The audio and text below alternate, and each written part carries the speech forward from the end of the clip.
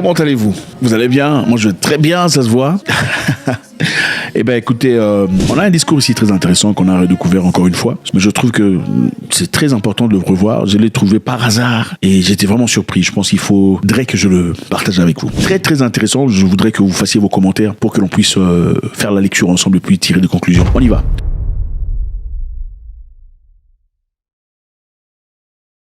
Je savais que cela existait, mais je n'avais pas mesuré à quel point c'était profond et enraciné dans ce rôle. En approfondissant ma compréhension, j'ai aussi découvert ses implications économiques, notamment la façon dont cela influence notre perception sur la scène mondiale. Ce simple manque de respect envers l'Africain a des répercussions graves et constitue la cause fondamentale qui freine le développement et le progrès de l'Afrique.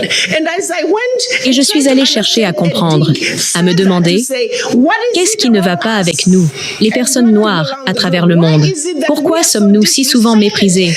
Peu importe où nous allons. Je dis souvent qu'il semble qu'un mémo ait été envoyé, disant « Peu importe où vous êtes, si vous n'êtes pas une personne noire et que vous voyez une personne noire, vous êtes automatiquement supérieur à elle et vous avez le droit de la manquer de respect. » Ce mémo n'a épargné personne. Il a été envoyé aux non-noirs. Mais voici le véritable choc. Il a également été adressé à nous, les Noirs, nous disant implicitement d'accepter que nous sommes inférieurs, que nous devons automatiquement adopter une position inférieure. Et je dois vous avouer quelque chose, qui est devenu une prise de conscience pour moi. C'est là où je ressens une profonde tristesse, en essayant de comprendre comment cela a pu arriver, être intégré, et simplement accepté par tant de personnes. Alors, maintenant, nous sommes en pilotage automatique. C'est presque comme si nous subissions une mutation génétique. Nous n'avons même plus besoin qu'on nous le dise. Nous transmettons cela à nos enfants. Vous êtes-vous déjà demandé pourquoi? Parmi toutes les couleurs, ce sont le noir et le blanc qui ont été choisis. Suivez-moi sur ce point. Quand vous prenez la couleur blanche, elle est associée à Jésus-Christ. Vous vous associez aux anges, à la pureté, à tout ce qui est merveilleux et désirable. Et puis, vous prenez une couleur qui n'est même pas blanche et vous dites que vous êtes blanc. Ensuite, vous associez une autre couleur au diable, à tout ce qui est indésirable et sans fin. Je n'ai jamais vu un braqueur de banque porter un masque blanc. Tous les méchants dans les films sont noirs. Tout ce qui est indésirable est noir. Puis, vous prenez une autre race qui n'est même pas noire et vous dites, vous êtes noir. Pendant que nous, les mères noires, essayons d'élever nos enfants dans nos propres foyers, aussi fort que nous essayons de leur dire qu'ils sont noirs et beaux, devinez quoi? Dès qu'ils franchissent la porte, les messages sont totalement différents. Un barrage de messages subliminaux leur disant que ce qu'ils représentent est horrible. Comment lutter contre cela? Comment dire à ma petite fille qu'elle est noire et belle, alors que le monde lui dit le contraire?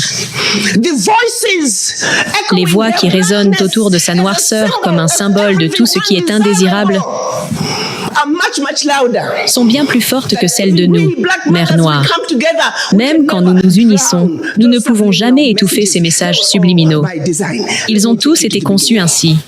Permettez-moi de vous ramener au début. Certainement pour l'Afrique, votre continent. Parce qu'aujourd'hui, alors que nous nous réunissons, alors que nous essayons de mettre en place des stratégies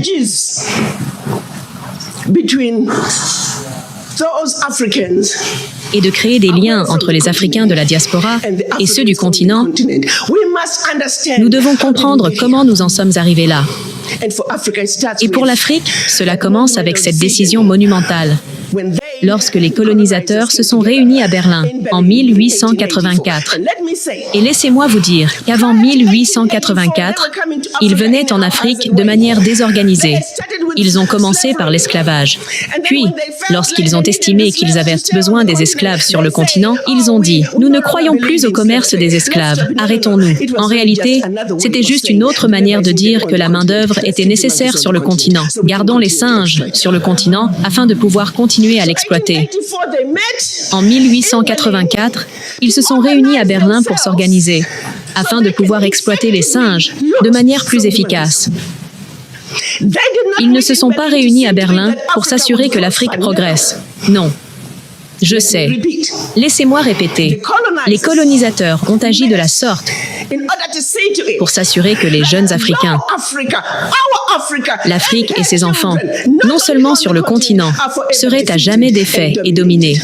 Cela remonte à 125 ans. La manière dont ils l'ont fait, c'est qu'ils ont pris la carte de l'Afrique pendant que les Africains dormaient, occupés à leurs affaires, et ont commencé à découper votre continent en ces petits pays que nous voyons aujourd'hui. Plus le royaume était grand et puissant, plus de pays en sont sortis. Non seulement plus de pays, mais ces pays ont été donnés à différents colonisateurs parlant des langues différentes. Laissez-moi vous ramener à la réalité un instant. D'abord, imaginez que vous conduisez depuis la Zambie, parlant simplement anglais. Puis, vous arrivez en Angola, parlant portugais, ensuite la RDC, en français, la Guinée équatoriale, en espagnol, le Cameroun du Sud, en français, et au nord du Cameroun, non, au sud du Cameroun, en anglais. Vous êtes maintenant au Nigeria, en anglais. Hello.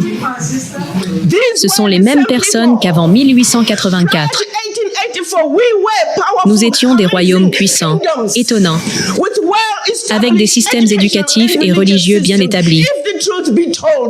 Mais on nous a dit que nous n'avions pas de civilisation. Nous étions civilisés, eux étaient des démons. Les incivilisés, c'étaient eux. Ils ont cherché à tout prendre et à effacer la civilisation africaine. Jusqu'à aujourd'hui, ils refusent toujours de rendre ces reliques. Si ces reliques n'étaient pas si précieuses, pourquoi les gardent-ils? Et pourtant, bien avant eux dans notre civilisation, ils ont cherché à nous détruire. Lors de la conférence de Berlin, ils ont mis leur nom sur nos terres. Ils ont donné à Djibouti la même souveraineté que celle des États-Unis. Ils ont donné à Burundi la même souveraineté que celle de la Chine. Ils ont donné à Togo. Voyez-vous, l'UE a compris que ces petits pays individuels ne pouvaient pas survivre sur la scène mondiale. Alors, ils se sont réunis en tant qu'Union européenne. Maintenant, imaginez cela. Ils ont découpé l'Afrique en petits pays. Des économies minuscules qui ne pourraient jamais survivre seules, mais ils leur ont accordé la même souveraineté que les grandes puissances. Ainsi, lorsque les petits pays se retrouvent sur la scène mondiale pour discuter de développement et de commerce, on les met dans le même ring de boxe que les poids lourds. Comment peut-on mettre la Chine dans le même ring que les Swatini?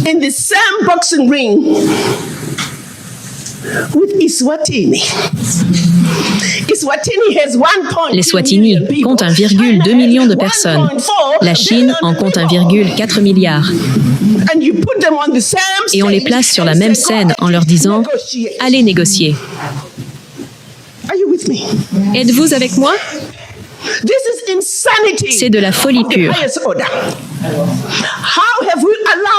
Alors comment avons-nous permis que ce carnage continue? Quand les Swatini essaient de se battre dans le même ring avec la Chine, les Swatini s'effondrent avant même de monter sur scène. Le monde regarde et se dit « Qu'est-ce qui ne va pas chez vous ? Pourquoi ne pouvez-vous pas prendre soin de votre peuple ?» Lorsque la Chine entre en jeu et dit à les Swatini « Donne-moi toutes tes ressources » et que les Swatini refusent, ils vont simplement à côté et donnent à un autre pays $1 supplémentaire. Et si le Soudan ne l'accepte pas, ils vont simplement à Togo ou en République centrafricaine. Tout cela était conçu depuis 1884. Ils ont fait autre chose. En plus de nous diviser, ils ont aussi cherché à faire croire aux Africains que tout ce qui est africain est mauvais et indésirable, tandis que tout ce qui est occidental, en particulier français et britannique, est plus désirable. On appellerait cela l'héritage de la colonisation. Avant cela, ils avaient mis en place un système de travail sur les esclaves qui les a amenés à penser que tout ce qui les concernait, tout ce qui venait d'Afrique, était horrible. Les gens mouraient de maladies, étaient constamment en guerre entre eux. Ils étaient considérés comme incivilisés. Il fallait les isoler et leur dire ce qu'ils devaient croire. Et on appelle cela l'héritage de l'esclavage. Donc, si l'on regarde où nous en sommes aujourd'hui, 175 ans plus tard, un système a été mis en place pour garantir que les enfants africains soient éternellement vaincus, que les Africains soient à jamais exclus. Ce système reste en place, vivant et bien portant. Et ici, nous nous demandons pourquoi l'Afrique ne progresse-t-elle pas? Pourquoi l'Afrique continue-t-elle à être exploitée? Eh bien, je vais vous dire pourquoi très simplement. Tant que l'Afrique ne se réunit pas en tant que continent, parlant d'une seule voix, avec une seule conscience et un seul peuple, rien, et je répète, rien ne changera. En tant que petit pays africain individuel, nous voulons être des poids-plumes. Nous n'y arriverons jamais en nous battant contre les poids lourds. Nous devons parler d'une seule voix.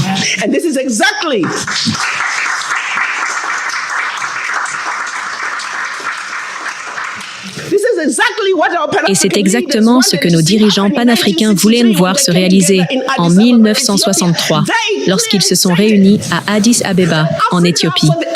Ils ont clairement affirmé que l'Afrique appartient aux Africains, à la maison comme à l'étranger, et que l'Union africaine devait être l'unité du continent. L'Afrique doit parler d'une seule voix. C'est la seule manière pour l'Afrique de prendre sa place légitime sur la scène mondiale. Malheureusement, lorsqu'ils se sont rendus à Addis Abeba en 1963, ils étaient divisés. Nous avions deux factions, le groupe de Casablanca et le groupe de Monrovia. Le groupe de Casablanca prônait l'Afrique pour les Africains, à la maison comme à l'étranger, et l'Union africaine. Ce groupe comprenait le Ghana, la Guinée, le Mali, l'Égypte, le Maroc, l'Algérie et la Tunisie. Il ne comptait que 7 pays sur les 25 ou 30 qui ont participé, tandis que le groupe de Monrovia en comptait davantage. Puis, quand les nationalistes ont dit « Allons-y », on a attendu. Et ce mouvement panafricain a pris 40, 55 ans de plus. Et encore cette année, en 56, nous avançons lentement. Ce n'était même pas suffisant d'être divisés en ces petits pays que nous sommes aujourd'hui. Le cadeau que la conférence de Berlin nous a offert. Une autre chose que la France a faite entre 1958 et 1961, au nom de nous accorder notre indépendance en tant que pays africain, c'est qu'elle a imposé son contrôle sur les pays francophones.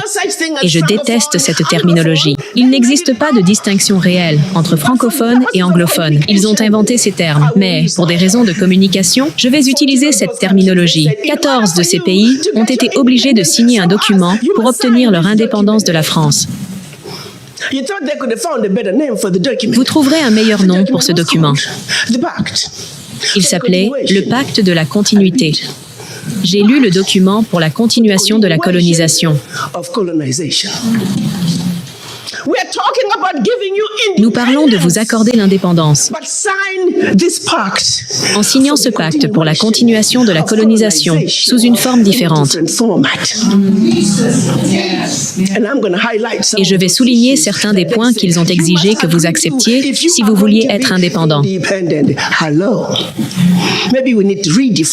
Peut-être devons-nous redéfinir la signification de l'indépendance pour les Français.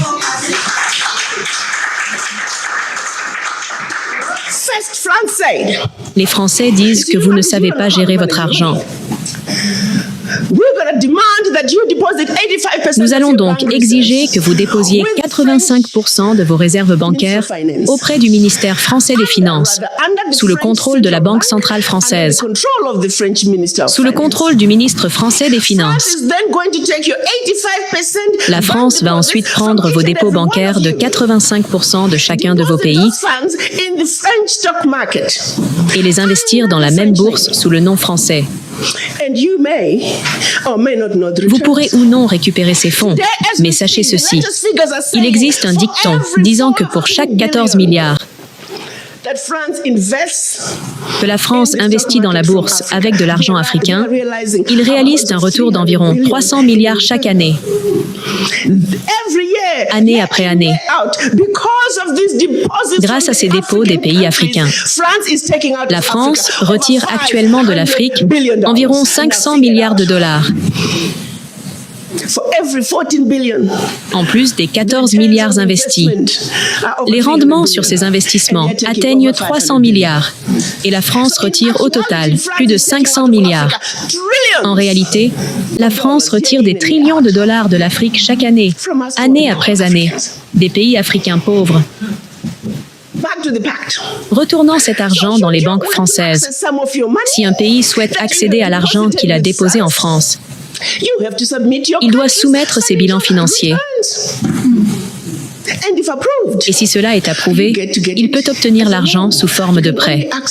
Cependant, il ne peut accéder qu'à 20% de son argent en tant que prêt, et ce, à des taux d'intérêt commerciaux, pour de l'argent qui lui appartient.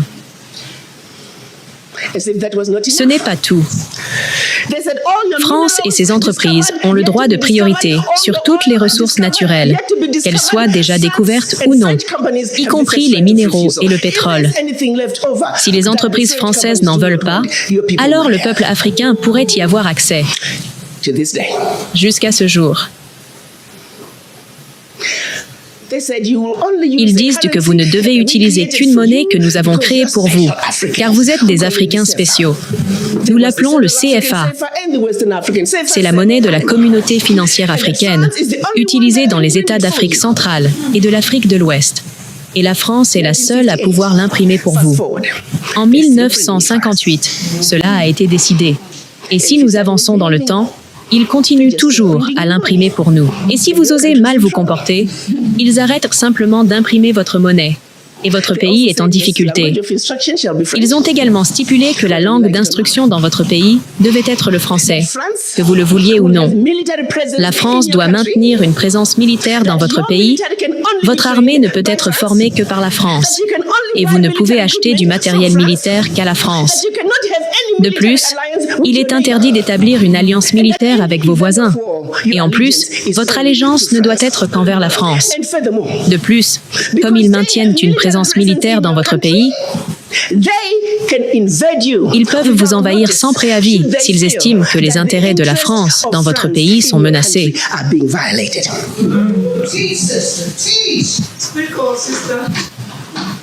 Ces systèmes, parce qu'ils sont efficaces, continuent de fonctionner. Et jusqu'aujourd'hui, rien n'a changé. Les mêmes personnes qui ont l'audace de nous dire que nous sommes des pays pauvres prennent des milliers de milliards d'Afrique chaque année, sans exception. Et que font les Africains? Comme des hommes noirs obéissants et programmés. Nous continuons simplement à donner. Nous connaissons les faits, mais nous ne faisons rien à ce sujet. Il faut dire que certains de ces faits sont bien réels. C'est la France qui fournit les équipements militaires. C'est la France qui forme vos forces armées. Mais c'est aussi cette même France qui maintient des troupes sur votre territoire. Ces troupes peuvent intervenir sans préavis, sous prétexte de protéger les intérêts français. Elles peuvent déstabiliser votre pays. Et alors, pourquoi les dirigeants africains n'ont-ils rien fait face à cette situation déplorable? Laissez-moi vous dire, mes frères et sœurs, qu'ils ont essayé. Mais jusqu'à ce jour, plus de 22 dirigeants africains ont été assassinés pour avoir osé contester ce système. Et la France a joué un rôle dans ces assassinats. Les 7 premiers ont été éliminés lorsqu'ils ont décidé de se retirer du CFA. Et ensuite, ces dirigeants africains, qui tentaient d'imprimer leur propre monnaie, ont été assassinés. Chaque fois qu'un leader africain essayait de faire ce qu'il y avait de mieux pour son pays, il était éliminé. La majorité de ces assassinats ont été facilités ou directement orchestrés par la France.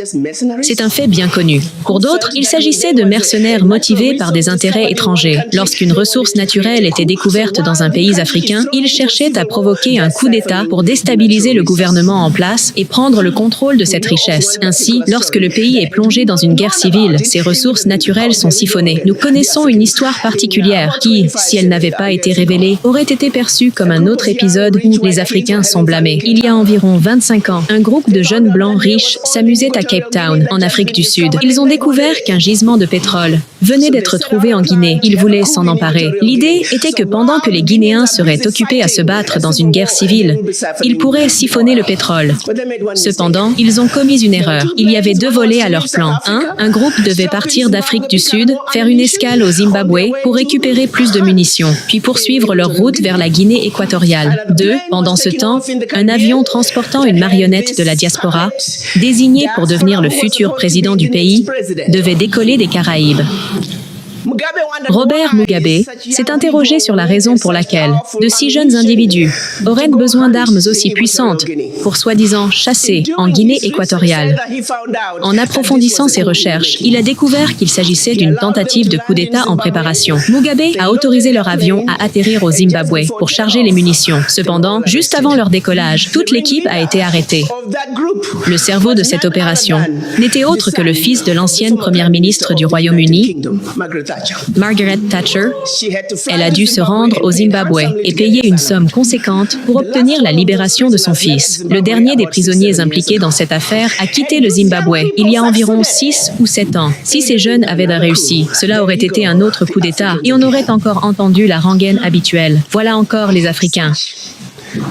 Mes frères et sœurs, c'est l'histoire de l'Afrique. Aujourd'hui, ils ne fomentent plus de coups d'État de manière directe. Ils se contentent de créer de l'instabilité. Alors, lorsque vous entendez parler d'instabilité dans un pays africain, posez-vous cette question. Que se passe-t-il réellement? Parce que ce qu'ils vous disent n'est souvent qu'un écran de fumée. Les véritables enjeux sont cachés, soigneusement dissimulés. C'est une honte, car derrière ces conflits, il y a des intérêts bien définis. Le véritable défi pour l'Afrique est de discerner les vérités des manipulations et de ne pas se laisser utiliser comme un instrument d'autodestruction. Il est crucial de regarder au-delà de ce qu'on vous montre, de poser les bonnes questions et d'exiger des réponses claires. Car c'est ainsi que nous pourrons briser les chaînes invisibles qui nous retiennent. Les dirigeants africains sont corrompus. J'adore ce mot à la mode. Et souvenez-vous de ce que j'ai dit. Nous devons redéfinir certains de ces termes pour eux. Voulez-vous vraiment savoir ce qu'est la corruption? J'aime réfléchir à cela. Et je vais parler des femmes noires ici. Comment se fait-il que mon peuple fasse cela? Lorsqu'une personne porte une mallette contenant 50 milliards de dollars, soit ce qu'on dit être le montant qui sort d'Afrique chaque année à cause de la corruption. Et au fait, on ne vous dit que 50 milliards sortent d'Afrique, mais on ne vous dit pas où ils vont. La corruption est un sport d'équipe. Nous voulons tous les joueurs autour de la table. D'accord, bien. On vous donne 60 milliards qui sortent d'Afrique. Et puis, il y a une autre mallette avec 500 milliards. Lequel devrions-nous attaquer en premier? Ils veulent qu'on perde du temps. Je ne dis pas qu'on ne doit pas parler de la corruption venant d'Afrique. Ne vous méprenez pas. Oui, nous devons parler des voleurs qui emportent ces 50 milliards. Mais n'oublions pas que c'est 500 milliards qu'ils emportent également. Et une fois que la justice aura investi ces 500 milliards, nous regarderons 3 fois plus de fonds sortir d'Afrique. Maintenant, voyez-vous comment les 50 milliards deviennent rapidement le plus grand crime sous la table et qu'ils sont occupés à vous montrer du doigt. Où vous voyez votre frère, il a un crime plus grand sous la table. Moi, je dis non, je veux être à la table. Ne me laissez pas coincer dans l'esprit sous la table quand les vrais problèmes sont sur la table. Nous ne sommes même pas à la table. Mes frères et sœurs, abordons les véritables problèmes qui comptent. Ainsi, pour notre Afrique, nous devons réaliser qu'il est temps de refuser de nous battre pour savoir quel frère a la plus grosse part sous la table. Nous devons nous asseoir à la table. Et la seule façon de parvenir à cela est de comprendre nos circonstances, de comprendre comment nous en sommes arrivés là, et de voir la vision 2025 pour l'Afrique. Nous sommes les Africains magnifiques. intelligent, sophistiqué, hautement adaptable et totalement indestructible, capable de faire ce qu'il faut pour sortir notre Afrique des abîmes où elle a été laissée par la conférence de Berlin, du chemin de perdant sur lequel elle a été placée par cette même conférence, pour l'amener à un niveau où nous pourrons réellement examiner nos problèmes et les aborder en tant qu'Africains pour l'Afrique. Donc, tout n'est pas perdu. En conclusion, frères et sœurs, venons à la table des négociations avec humilité. À ceux qui se présentent avec arrogance, je dis, descendez de votre piédestal. Et pour nous tous, je dis également, nous valons autant que quiconque. Relevez-vous, sortez de votre abattement. Il nous faut nous élever, et eux doivent descendre, afin qu'ensemble, nous puissions nous rencontrer au juste milieu. C'est à ce point d'équilibre que nous pourrons engager des discussions sincères et constructives, celles qui nous mèneront là où nous devons être. Faites-moi savoir ce que vous en pensez. C'est toujours un grand plaisir de vous suivre. Si vous n'êtes pas encore ici, faites ça, vous savez comment ça se passe. Vous ne faites pas encore partie de notre communauté, ça serait un grand plaisir de vous avoir, comme ça on va grandir ensemble. Faites un commentaire, ne partez pas sans faire un commentaire. On veut savoir ce que vous en pensez. God bless.